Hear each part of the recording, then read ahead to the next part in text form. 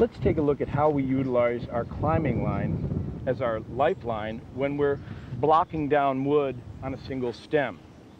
Because after I've made my face notch, rigged this piece, and then cut it, I want both my climbing line and my lanyard to be up above the rigging. I don't want to be inside the rigging, as it were.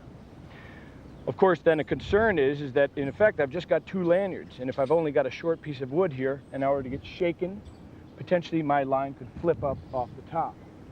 So to guard against that, because I'm using a split tail climbing system, I can simply detach the working end of the system, pull some slack through, and the amount of slack I pull through oftentimes depends on how big of pieces I'm taking.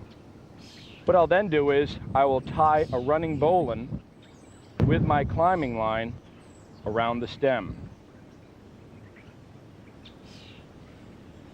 And because I'm not taking very long pieces here, I'll leave about a 3 or 4 foot tail with the bowline.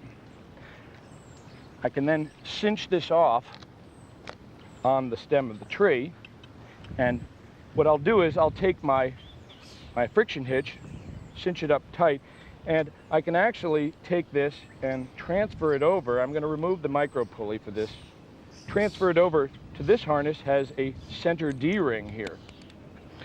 And see, now I can, if I need to get in close and tight, I can simply slide the running bowline around the stem, cinch it down, like so.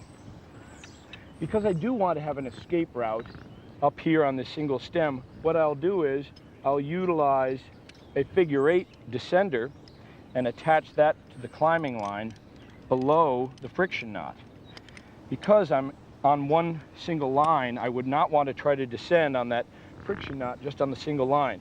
So by installing the figure-8, if I did need to descend quickly, I could undo my lanyard, ease the weight out of the friction knot, and then use the figure-8 to descend down out of the tree. So here, this climbing line now becomes a lifeline, and it's nice and secure on the stem, and that way, if I were to get shaken when the piece goes over, it's not going to flip up off the top.